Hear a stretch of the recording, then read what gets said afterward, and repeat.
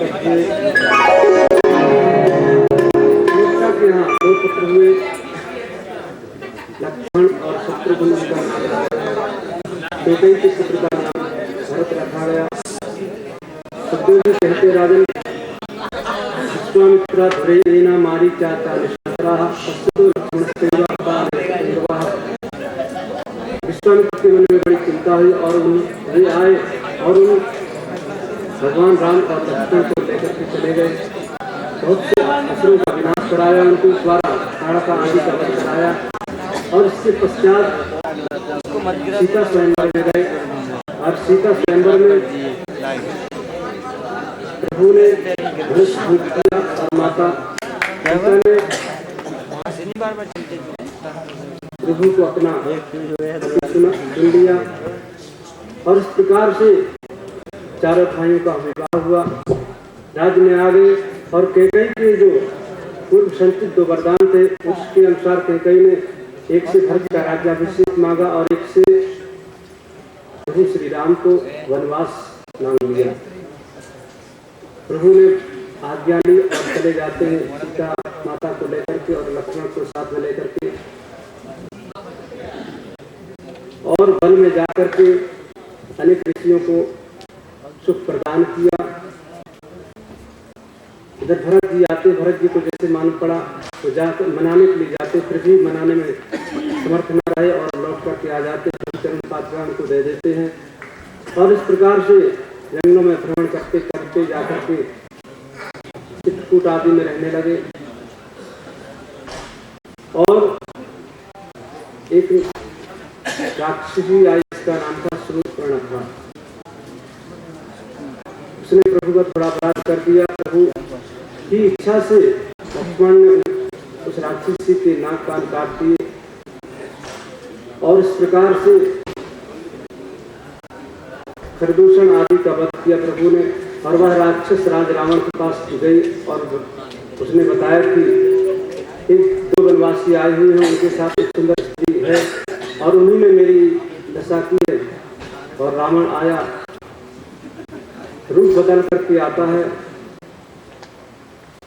मारीच स्वर्ण का मृग बन के आया और प्रभु को दूर ले गया और रावण ने माता सीता का हरण कर लिया।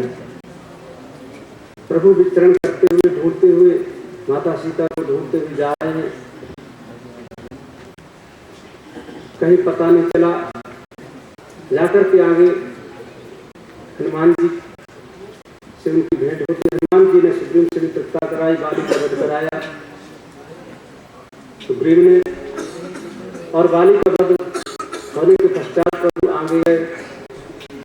आगे भ्रमण करते हुए गीतराज जटायु को सुख प्रदान किया और सीता माता का पता चला उनके द्वारा और जाकर के समुद्र किनारे जाकर के बैठ जाते हैं और समुद्र ने प्रकट होकर भी प्रभु को उपाय बताया कि कैसे आप इसके पार जा सकते हैं और समुद्र पर पुल बांधा गया। प्रभु पार गए और रावण, कुंभकर्ण, मेघनाद आदि उनकी संपूर्ण सेना को नष्ट कर दिया। विभीषण उनकी शरण में आ गया।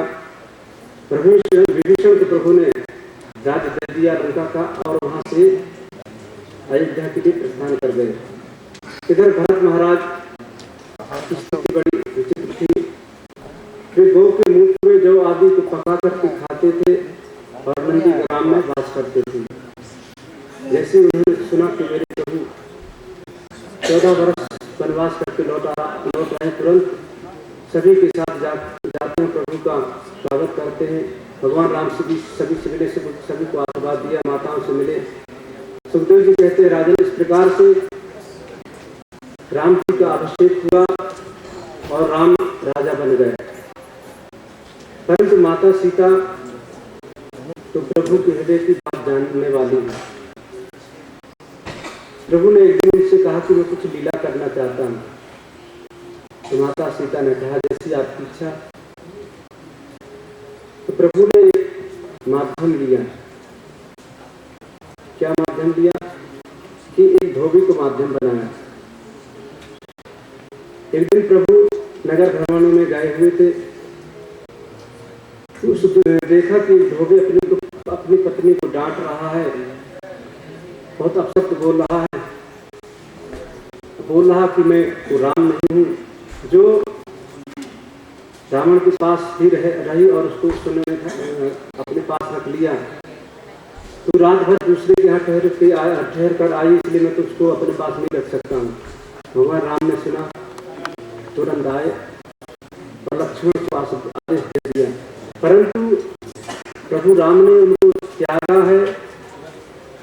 माता सीता ने एक भी प्रश्न नहीं किया, इसमें क्या कारण है? सुखदेव जी कहते हैं, राजन, भगवान राम ने भागवत के अनुसार 13,000 वर्ष तक शासन किया था, परंतु वाल्मीकि रामायण आदि में प्रसंग आता है कि 11 वर्ष तक उन्होंने शासन किया। तो जिस समय भगवान राम लंका में विजय प्राप्त की उन्होंने, उस समय दशरथ आए उनके पास, महाराज दशरथ को देख करके भगवान राम ने प्रणाम किया और कहा, पिताश्री, अभी तक आपकी मुक्ति नहीं हुई है, क्या कारण है? उन्होंने कहा कि पुत्र, मेरी 65,000 वर्ष की आयु थी, जिसमें से मैंने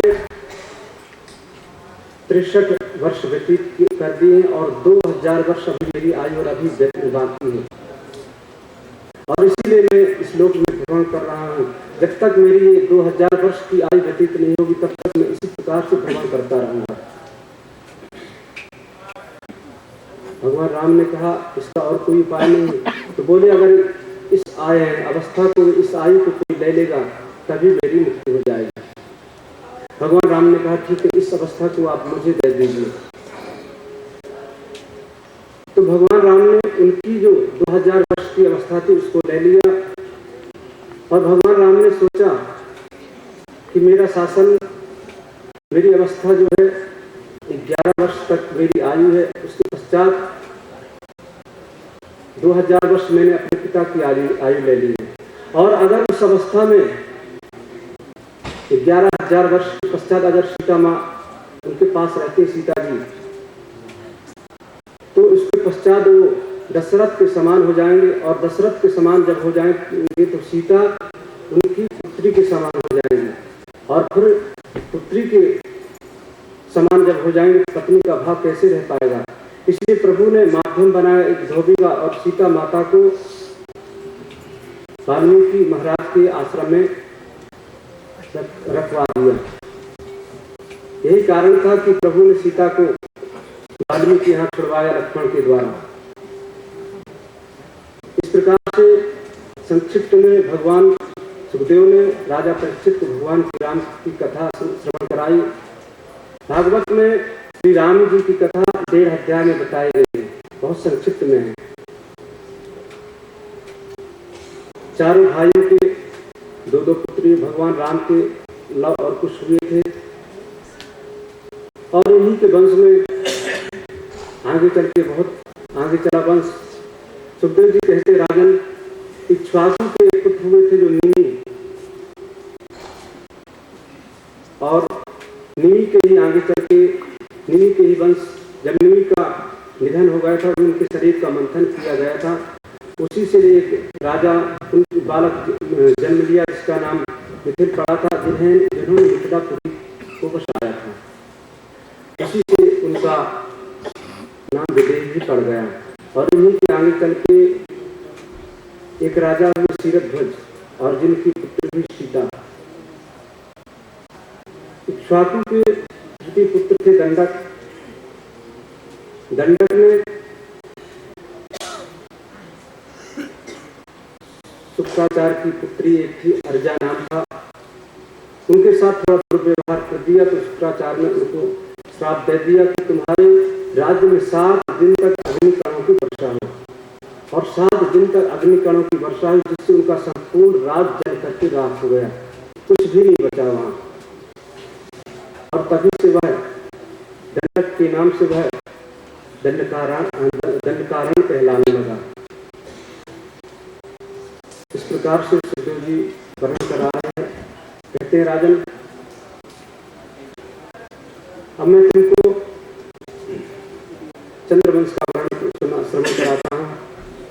अथातः श्रूयतां राजन् वंशाश्रमस्य पावनः यस्मिन् नेलादयो का प्रचंड कुल कीर्तया, जिसमें अनेक राजा हुए और जिसमें भगवान श्री कृष्ण आदि का भी जन्म हुआ है। बुध के पुत्र हुए थे पुरूरवा, चंद्रमा के बुध, और बुध के पुत्र पुरूरवा। पुरूरवा की सुंदरता से आकर्षित नारद जी ने जाकर के स्वर्गलोक में उनके स्वरूप का वर्णन किया, उनके ऐश्वर्य का। उर्वशी उनके स्वरूप से मोहित होकर उनके पास आई और उनके साथ रहने लगी।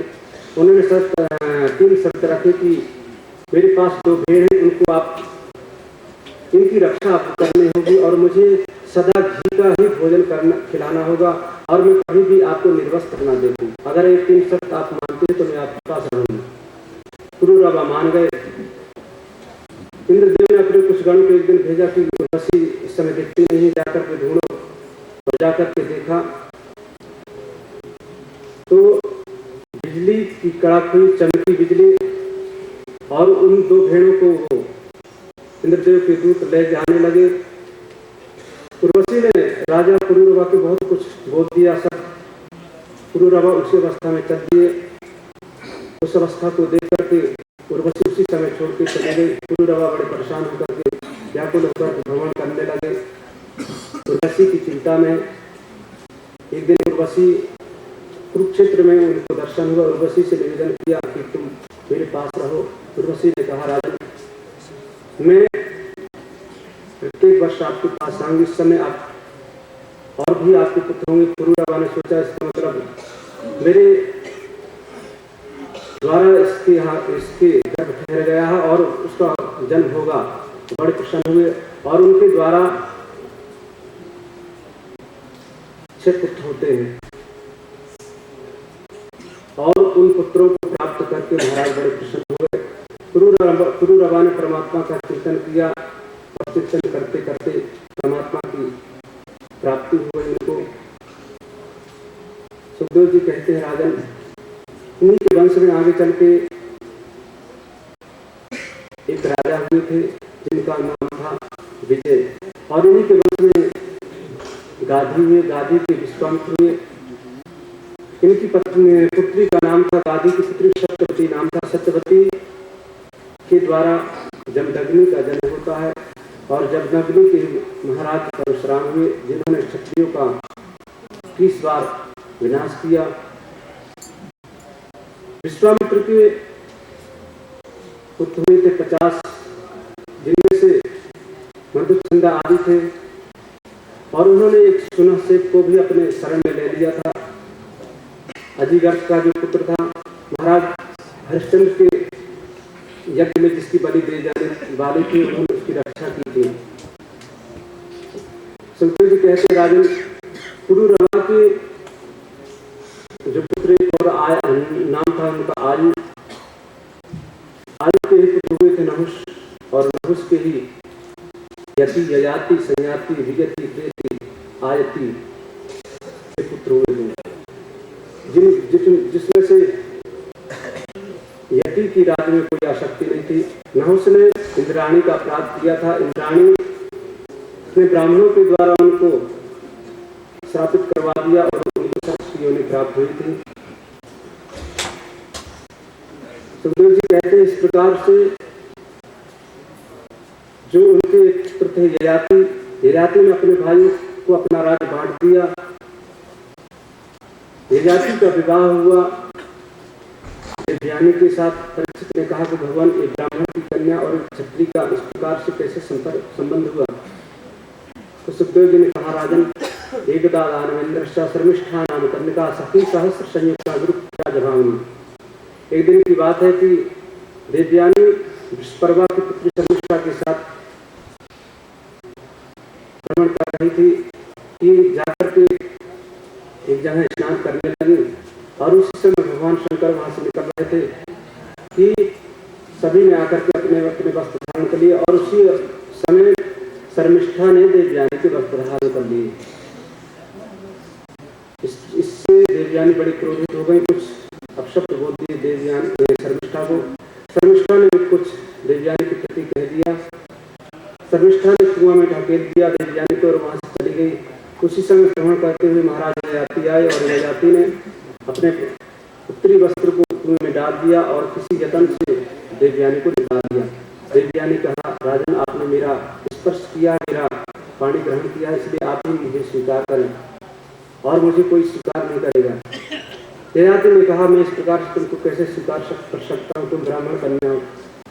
तो देवयानी ने कहा कि मुझे श्राप है कि मेरा किसी ब्राह्मण से विवाह नहीं होगा। संपूर्ण कथा सुनाई देवयानी की किस प्रकार से कच्छ के द्वारा उनको श्राप मिला था। कच्छ के प्रति हुए आकर्षित हुई थी, कच्छ ने उनको श्राप दे दिया था। राजा ने कहा ठीक है और वहां से आ गए।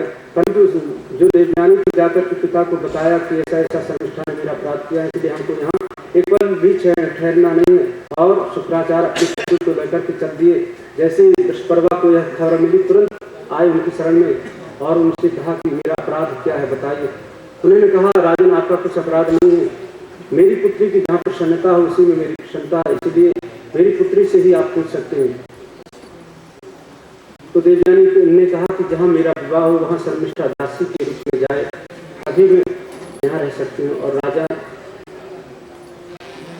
दुष्पर्वा की पुत्री जो शर्मिष्ठा थी, उसने देखा कि प्रजा का सुख जिसमें वही मेरे लिए उचित होगा और उसने इस बात को स्वीकार कर ली। शुक्राचार्य ने कहा कि एक बात आपको ध्यान देना होगा, अगर आप शर्मिष्ठा को देवयानी की जगह देंगे तो यह अच्छा नहीं होगा।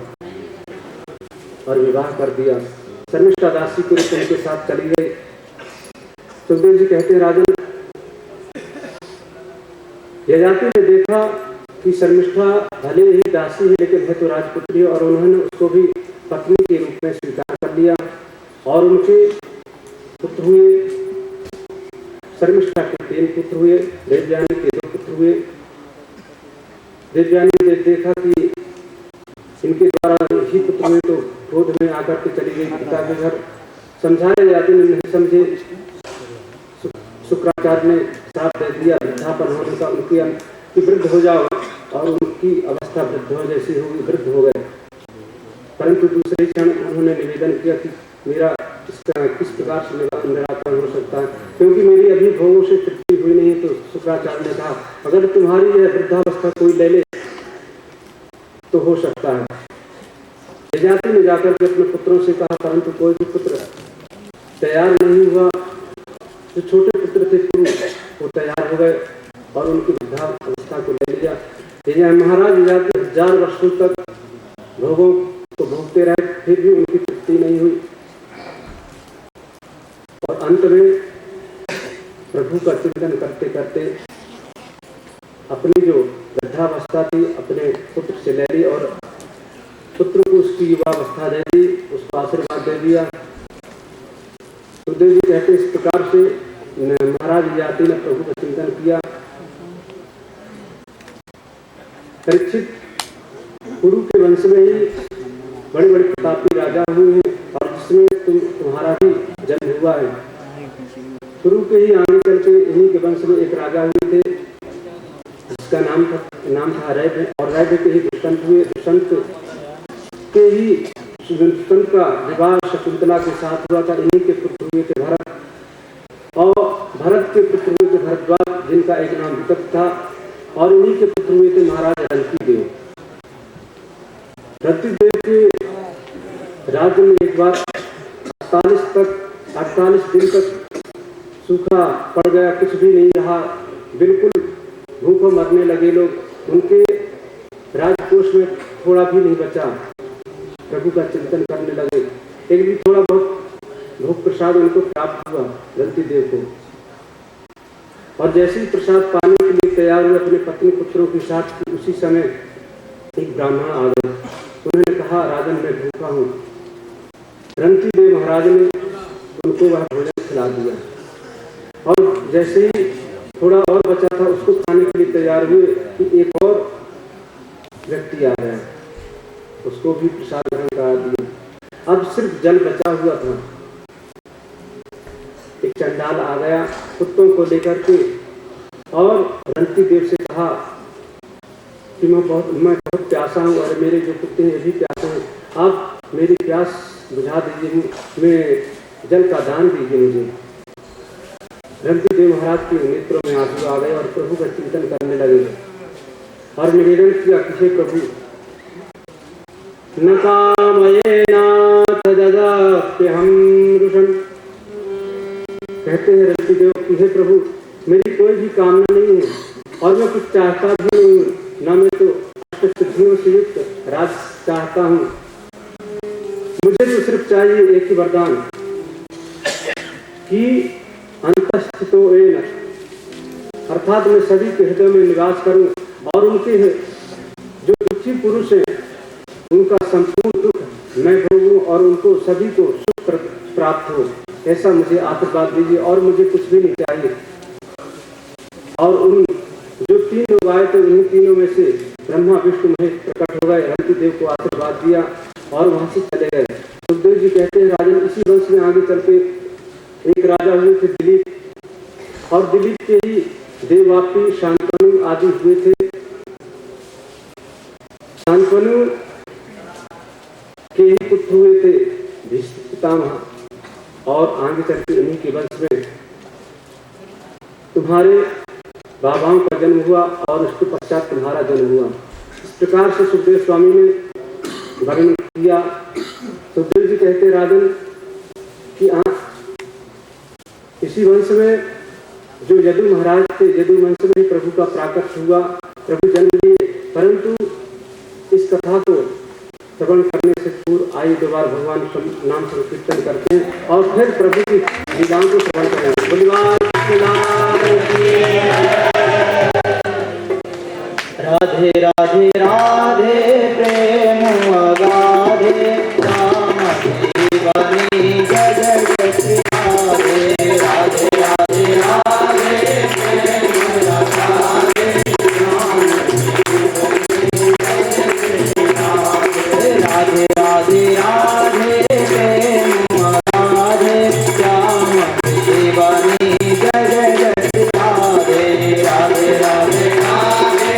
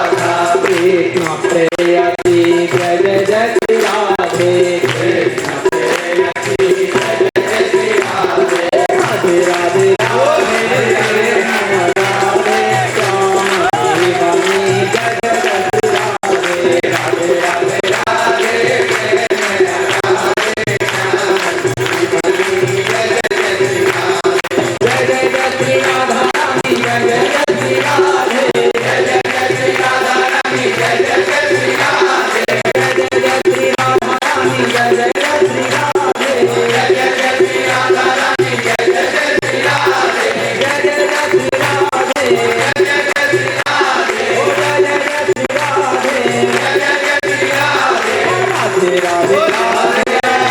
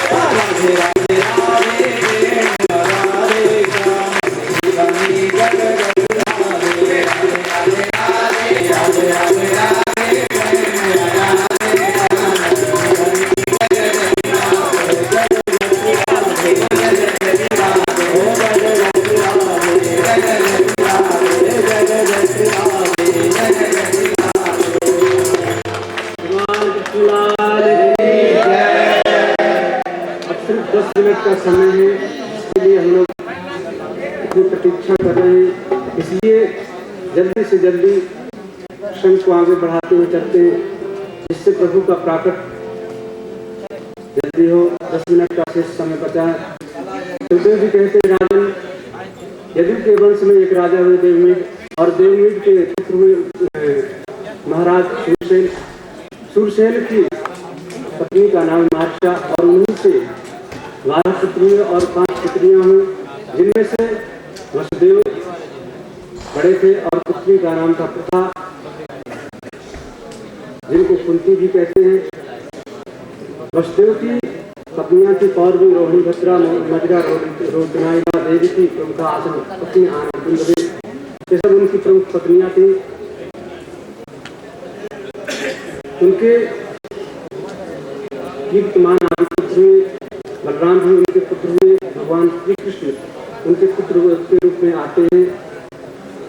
और परीक्षित प्रभु ने उनके यहाँ अवतार लिया और वृंदावन में वास किया, कंस आदि का वध किया और अनेक प्रकार की लीलाएं की, और तुम्हारे बाबाओं को विजयश्री दिला करके उद्धव को ज्ञान उपदेश किया, और प्रभु ने अपनी लीलाओं को स्मरण कर लिया। परीक्षित ने कहा, प्रभु आपने इतनी संक्षिप्त में प्रभु की लीलाओं को श्रवण कराया, मैं इन सब लीलाओं को विस्तार से सुनना चाहता हूँ। तो भगवान सुखदेव जी कहते हैं कि राजन आपकी ऐसी इच्छा है तो ठीक है, मैं सुनाता हूँ। और भगवान सुखदेव से परीक्षित ने कहा कि जिन्होंने मेरी गर्भ में रक्षा की थी उनके विषय में विस्तार से सुनाइए। और आपने बताया कि बलराम जी देवकी के पुत्र हुए और फिर रोहिणी के भी पुत्र हुए। तो इस प्रकार से बिना 2 बार जन्म लिए 2 माताओं के एक ही पुत्र कैसे कहलाया? उन सब प्रसंगों को आप विस्तार से श्रवण कराइए। तो सुखदेव जी कहते हैं, राजन गौरभूत्वा समुति खिन्ना खंडन्ति कर्णमृगो उपस्थितान्ति केतसिं दशनम समोचपत्। इस समय पृथ्वी ने देखा कि अधर्मियों का शासन हो गया, अधर्मियों का राज हो गया, तो वह गौ रूप धारण करके गई ब्रह्मा जी के पास, भगवान शंकर आदि के पास गई। सभी लोगों ने मिलकर के प्रभु की आराधना की। प्रभु ने ब्रह्मा जी को आकाशवाणी में बताया कि मैं अवतार लेकर के आऊँगा अपने अंशों के साथ और आप लोगों को भी मेरी सहायता करनी होगी। ब्रह्मा जी ने सभी को बताया कि प्रभु आएंगे। वसुदेव गृह साक्षात भगवान वसुदेव के यहाँ साक्षात अवतार रूप लेकर के आएंगे, इसलिए आप लोग चिंता न करें। और हम लोग कर्तव्य है कि हम लोग भी चल करके उनकी लीलाओं में सहयोगी हों और सभी लोग उनकी लीलाओं में सहयोगी होने के लिए अनेक रूपों से गोकुल में, मथुरा में, वृंदावन में सभी जगह रूप धारण कर लेते हैं। इधर उग्रसेन का पुत्र कंस और उनके भाई में देवक, देवक की पुत्री का नाम है देवकी। उनका विवाह वसुदेव जी के साथ हो गया और कंस स्वयं आज रथ कहाँ करके चल रहा है, परंतु जैसे ही मार्ग में गया पथिग्रहिणम कंसामाभास्याः शरीरभाग अस्यास्त्वामष्टमो गर्भो हंतायाम रहते विधा। अरे कंस, जिस देवकी को तू लेकर के जा रहा है इसी का 8वां गर्भ तेरा काल होगा, अर्थात तेरी मृत्यु का कारण होगा। कंस ने तुरंत भगनी मही से मारता पानी का तुरंत अपनी बहन के केशों को पकड़ लिया मारने के लिए। वसुदेव ने समझाया, राजा ने तो अभी विवाहित इनकी अभी मांगलिक चिन्ह भी नहीं उतरे हैं, ये आपको शोभा नहीं देता, आप भोजवंशी राजा हैं, आपकी बड़ा अपयश होगा, आपकी लोग निंदा करेंगे। बड़ा समझाया वसुदेव ने और अंतिम में जब नहीं माना तो यही कह दिया कि ठीक है, इसके जो पुत्र होंगे वो मैं तुमको सौंपता जाऊंगा। तब कंस मान गया और ले जाकर के कारागार में रख दिया। और जैसे ही प्रथम पुत्र वसुदेव ले जाकर के उनको दे दिया, नाम था कीर्तिमान। कंस ने उसको छोड़ दिया, कहा इससे मुझे कोई अनिष्ट की आशंका नहीं है। और दूसरे क्षण नारद जी ने आकर के अनेक प्रकार की युक्तियों से उनको बताया और उसकी मति जो थी भ्रमित हो गई और जाकर के उसका वध कर दिया। इस प्रकार से क्रमशः 6 पुत्रों को वध कर दिया। और 7वें रूप में आ रहे शेष भगवान, भगवान ने महामाया को आदेश दिया कि तुम जाकर के शेष भगवान का आकर्षण करके जाकर के रोहिणी के घर में स्थापित कर दो और तुम देवकी के यहाँ पुत्री रूप में प्रकट होना और उसके पश्चात में स्वयं तुम जाकर के यशोदा के यहाँ पुत्री के रूप में प्रकट होना और मैं देवकी के यहाँ पुत्र रूप में आऊंगा।